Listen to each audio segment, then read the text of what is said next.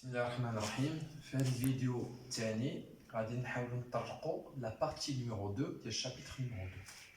هاد لا بارتي نيميرو 2 هي l'organisation mondiale de commerce. نكتب لكم دابا l'organisation mondiale de commerce. المنظمة الدولية للتجارة. في هاد الفقرة غادي نطرقوا المبادئ اللي كتدافع عليهم اللي كتدافع عليهم l'OMC, défendu par l'OMC. وغادي نشوفوا اعضاء اللي كياخذوا القرار دابا، لانه غادي نشوفوا بان l'organisation mondiale du commerce est une institution، هي مؤسسه. شكون هما اللي كياخذ القرارات داخل هذيك المؤسسه؟ شنو سميتهم؟ كنسميهم لي زورغان دو ديسيزيون. داكور، لو زورغان دو ديسيزيون. واخر حاجه غادي نشوفوا المهامات ديالها، لي فونكسيون دو l'OMC، المبادئ، من يتخذ القرار داخل المؤسسه، شكون هما المهام اللي كتديرهم او يسمى الادوار ديال l'organisation mondiale de commerce. صافي. دونك حنا قبل ما غادي نبداو بلي برينسيپ ديفوندو بار لي برينسيپ، غادي نعطيكم واحد معلومات عامه حول هذه المؤسسه العالميه او المؤسسه الدوليه. اول حاجه خصكم تعرفوا بان هذه المؤسسه تاسست سنه 1995. داكور. ثاني حاجه اللي خصكم تعرفوها هو انها هذه الدوله هذه تاسست نتيجه مفاوضات بين الدول. نتيجه ماذا؟ مفاوضات بين الدول، نيغوسياسيون اونتر بي، اونتر لي بي. دونك يعني هذه الدوله هذه، هذه المؤسسه يا ربي اسسوها الدول، اسسوها مجموعه من الدول. هذه المجموعه من الدول دابا حاليا كنسميهم الدول الاعضاء، كيتسموا لي مونبر. داكور. دونك هي تاسست سنه 1995 من طرف مجموعه من الدول تفاوضوا واسسوا، تفاوضوا، والنتيجه اللي خرجوا بها هي تاسيس مؤسسه عالميه. داكور. ثالث حاجه هو انه الدوله هذه تسير من طرف الدول، هي اسسوها الدول وكيسيروها الدول. دونك الي جيري شكون اللي كيسيرها؟ دول. ولكن ملي كنقول دول يعني ممثلي الدول. مثلا دابا المغرب هو عضو في التجاره الدوليه، المنظمه التجاريه الدوليه. دونك عنده ممثل ديالو في هذه المؤسسه هذه. دونك يعني هما الدول، جميع الدول عندهم ممثلين في هذه المؤسسه، وهما هذوك الممثلين هما كيسيروا هذه المؤسسه. يعني هذه المؤسسه شكون اللي كيتم التسيير ديالها؟ هما الدول الاعضاء. دونك il est géré par les pays، الدول اعضاء، ممبر. شنو هي اعضاء لي بيي ممبر. داكور. رابع معلومه اللي خصكم تعرفوا هو السياج ديالها عندها فاس في جنيف، يعني في لا سويس. داكور. خامس حاجه اللي خصكم تعرفوها هو ان هذه المؤسسه هي عباره عن اتفاقيات، يعني هي مجموعه من الاتفاقيات، دي زاكور. هذه المؤسسه هذه شنو كيديروا فيها الدول؟ هما كيتفقوا على، كيسنوا اتفاقيات. وهذه الاتفاقيات هي عباره عن ماذا؟ عن دي ريغل. يعني اهم حاجه خصك تعرفها على l'OMC هي مجموعه من الاتفاقيات داروها الدول الاعضاء. هذه الاتفاقيات هي عباره عن ماذا؟ عن قواعد قانونيه. يعني ملي كنقول قواعد قانونيه يعني جميع الدول الاعضاء خاصها تحترم هذه القواعد القانونيه، واذا ما احترمتهاش غادي تتعاقب، يعني il va être sanctionné. ولكن هاد لي ريغل كنسميوهم حنا لي ريغل، وهذه هي اهم حاجه، لي ريغل دو كوميرس انترناسيونال، قواعد التجاره الدوليه. دابا حاليا خصو يعرف كل شيء بان التجاره الدوليه عندها قواعد ديالها. اي دوله كتستورد او كتستورد ولا كتصدر الا كاينين قواعد كتحترم. هذوك القواعد ديال من ديال لورغانيزاسيون مونديال دو كوميرس. يعني الدور الهام المهم والرئيسي ديالها هو انها كتنظم التجاره الدوليه باش ما يكون لا خصومه لا اتحاد حتى شي حاجه. متفقين؟ مزيان. دونك هادو معلومات عامه حول لورغانيزاسيون مونديال دو كوميرس. غنمشيو دابا النقطه الاولى اللي قلنا عليها هي المبادئ. المبادئ اللي كتدافع عليها، المبادئ الاساسيه اللي كتدافع عليها هاد شي منظمه دوليه للتجاره. لي برينسيپ. لي برينسيپ الوغ اولا كاين ما يسمى ب لا كلوز de la nation la plus favorisée. La plus favorisée. D'accord? غنشرحوا حاجه بحاجه. ثم الثانيه كتسمى traitement national. traitement national. المبدأ الثالث كيتسمى la libéralisation. La libéralisation du commerce. تحرير التجاره. هاد لا ليبراليزاسيون خصها تكون بروغريسيف تدريجيه اي عن طريق اي بار فوا دو نيغوسياسيون، عن طريق مفاوضات. داكور. الرابعه سميتها promouvoir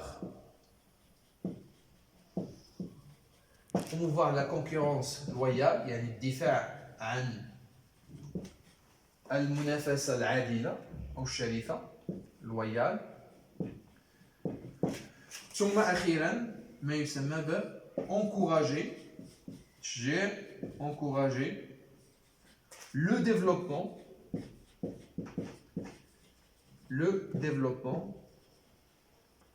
et les réformes économiques.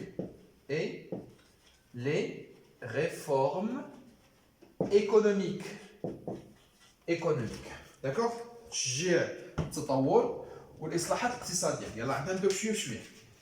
الوغ لو برينسيپ نيميرو 1 شنو كيعني؟ كتعني بانه دابا حنا هاد لي برينسيپ كيعنيو شكون؟ كيعنيو الدول الاعضاء فقط.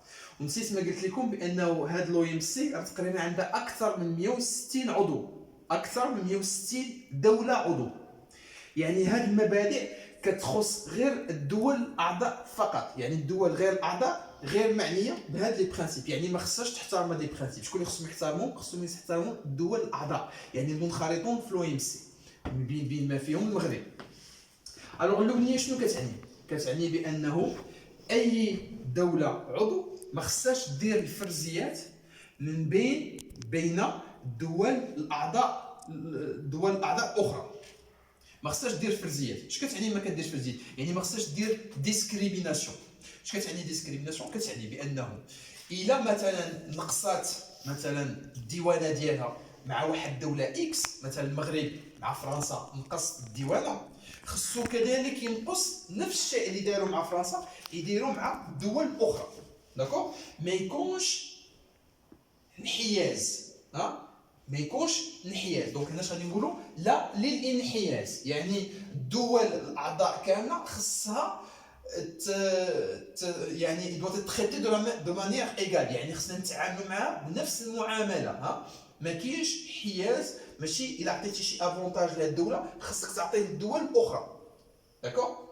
هذا لا كلوز دو لا ناسيون لا بلو فافوريزي، يعني لا للانحياز بين الدول. هذه هي الجمله اللي كتريزومي هذا لو برينسيپ. داكوغ. ما كاينش الفرزيات بين الدول. كل دوله خصها تتعامل بنفس الطريقه. داكوغ. تعتبرهم بحال. ثاني حاجه تريتمون ناسيونال. اش كتعني تريتمون ناسيونال؟ كتعني بانه المنتوجات المستورده اللي دخلت المغرب، اللي غادي تدخل مثلا المغرب، خاصها تتعامل بنفس الطريقه ديال المنتوجات المحليه. مثال مثلا المغرب كيستورد السيارات الاجنبيه مثلا بحال بي ام، وكيصنع سيارات محليه بحال داسيا. دونك داسيا و بي ام في المغرب خصهم يتعاملوا نفس الطريقه، يعني ما يمكنش مثلا دير الضرائب على بي ام وما ديرهمش على داسيا. ما خصكش يعني تميز واحد على واحد، تفهمي؟ ولا تعطي امتياز واحد وما تعطيش الاخر. خاصك تدوا لي تريتي دو مانيير ايغال، خصهم يكونوا مقادين. داكور؟ دونك هنا كاين انحياز بين الدول، وهنا كاين انحياز بين اش؟ بين لي بيان لي سيرفيس لي بيرسون. عاوتاني حتى الاجانب اللي مثلا كاينين في المغرب يخدموا في المغرب، دونك خصهم يتعاملوا بنفس الطريقه المغاربه اللي خدامين في المغرب. داكور؟ يعني هنا كاين انحياز ما يكونش خصو يكون انحياز خارجي، وهنا ما خصوش يكون انحياز داخلي. يعني دابا لي بيان دخلوا، لي سيرفيس دخلوا، لي بيرسون دخلوا. دابا حاليا حنا في المغرب هاد لي بيان لي سيرفيس خصهم يتعاملوا نفس الطريقه ديال لي بيان لي سيرفيس لوكو. لا ليبراليزاسيون دو كوميرس. شنو هي لا ليبراليزاسيون دو كوميرس؟ يعني هي تحرير التجاره. باش نحرروا التجاره يعني شنو؟ يعني خصنا نحيدوا لي باريير اللي هضرنا عليهم في الفيديو نيميرو 1. داكور؟ ولكن هاد التحرير التجاره، يعني هاد الرفع او ازاله ديال لي باريير، ما خصوش يكون دقه وحده. سيرتو ديال لي بيي اون فوا دو ديفلوبمون، يعني الدول المتاخره او الدول الغير ناميه او في سير النمو. هاد الدول هادو باقي عندهم اقتصاد هش، وإلا جاو وحيدوا لي باريير غيوقع لهم واحد لو شوك. غادي يوقع لي فاييت. حنا شفنا هادشي في لو ليبر ايشونج. فاييت علاش؟ لانه الاقتصاد ديالهم هش، الصناعات ديالهم هشه، عندهم لي زونتربريز كي سون فaibles. Donc les entreprises qui sont faibles, غادي تدخل لهم des entreprises qui sont fortes, qui sont compétitives, qui sont performantes. طبيعة الحال بأنه هذوك les entreprises les plus faibles, ils vont faire faillite. دونك حنا شنو كتقترح لو ام سي؟ ان هاد لا ليبراليزاسيون يعني هاد الازاله ديال لي باريير تكون غير تدريجيه، بشويه بشويه بشويه. يعني واخا انا دوله عضو في لو ام سي ما غاديش نحيد لي باريير ديالي كامل، غادي نبقى ندير الديوانه، نبقى نطبق الديوانه حتى تولي الاقتصاد ديالي دونك في صحه جيده. حد ديك الساعه ممكن ندير اون ليبراليزاسيون توتال، يعني حنا نديرو غير با ا با اون ليبراليزاسيون بارسيال، نحيدو بشويه بشويه، نحيدو دي باريير تاريفير، شويه نحيدو دي باريير تكنيك، شويه باريير ادمنستراتيف، شويه نحيدو لي سوبفونسيون، شويه نحيدو لي باريير مونيتير. دونك كل ما الاقتصاد ديالنا شفناه بانه غادي كيتنمى، غادي كيتقوى، غادي كيزيد في القدره ديال المواجهه، ديك الساعه نحيدو. اي هاد ليبراليزاسيون ماشي كنفرضوها عليك، شنو كنتفاوضوا عليها. الدول بيناتهم كيتفاوضوا داخل مؤسسه ديال التجاره الدوليه، يعني سي بار فوا دو نيغوسياسيون. يعني هاد ليبراليزاسيون، هاد لا سوبريسيون ولا لا ريدكسيون دي باريير كتكون تدريجيه وكتكون عن طريق المفاوضات. يعني الدول كيتجمعوا في هذه المؤسسه باش كيتفاوضوا على اساس انه كل واحد تنقص من جهته لي باريير باش تخلي لي برودوي ديال الدول تدخل بدون عراقيل. بروموفار لا كونكورونس رويال، يعني الدوله، هذه المنظمه التجاره الدوليه كتدافع على ما يسمى بالمنافسه العادله. شنو هي المنافسه العادله؟ هي انه خصها تكون اون كونكورونس ترونسبارونت، يعني خصها تكون الشفافيه بين الدول. باش تكون الشفافيه بين الدول خاصها مثلا يجب ان نحارب مثلا ما يسمى بلو دامبينغ. وشنو هو لو دامبينغ؟ هو ملي كتكون شي دوله مثلا كتبيع لو برودوي ديالها في واحد الدوله واحده اخرى، وهذوك لي برودوي كتبيعهم بواحد الثمن اقل من الكلفه. يعني كتكون الهدف ديالها شنو هو انها فيغ مال ا ليكونومي دو لوتر بيي، انها تسبب يعني ضرر للاقتصاد. انه مثلا لو برودوي كينتج مثلا كنتجو حنا ب5 دراهم وتجي انت مثلا تبيعوا لنا ب4 دراهم، يعني شنو بغيتي لي زونتربريز ديالنا يديروا فايت. دونك هذه يعني ما كايناش كونكورونس لويال. داكور؟ ثاني حاجه هو انه باش تكون عندنا اون كونكورونس لويال خصنا نحاربوا الدعم اللي كتعطيه الدول للشركات ديالها باش تبيع اقل سعر. داكور؟ دونك الدوله مثلا ملي كتكون كدعم لي زونتربريز ديالها، ملي كيبغيو يبيعوا مثلا في برا كيبيعوا باقل سعر. علاش؟ لان هذيك ماشي هو السعر الحقيقي، هذاك السعر مدعم، لان الدوله عطاتهم طريق ديال لو بري وما كيبيعوا بواحد لو بري هابط. علاش؟ باش ياتيريو دي كليون ويكونوا كومبيتيتيف. Donc, l'OMC, elle est contre, il est formellement contre. Il y a ضد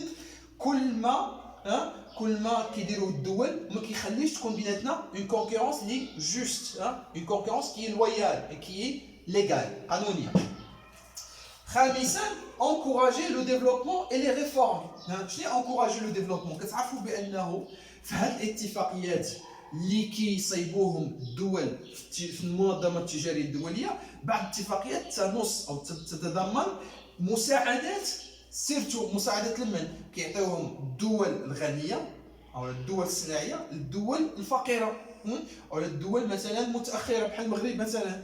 دونك كاين واحد المساعدات هنا. مساعدات علاش؟ هو المساعدات تقدر تكون ماليه، تقدر تكون تقنيه، تقدر تكون عباره عن تكوينات، يجيو مثلا الناس من برا يكونونا في المغرب مثلا في واحد الميدان باش نوليو حنا احسن انتاجيه، نحسنوا من الانتاجيه ديالنا ايتترا. دونك اذا الهدف ديال لو ام سي هو انه يكون واحد تعاون، واحد سوليداريتي، الدول الغنيه تعاون الدول الفقيره باش الدول الفقيره حتى هي تزيد قدام لو ديفلوبمون. وهاد الدول الفقيره انها واخا هي عضو في الدول في المنظمه التجاريه الدوليه، ما غاديش نجيو دقه واحده ونقولوا لها حيدي لي باغيير.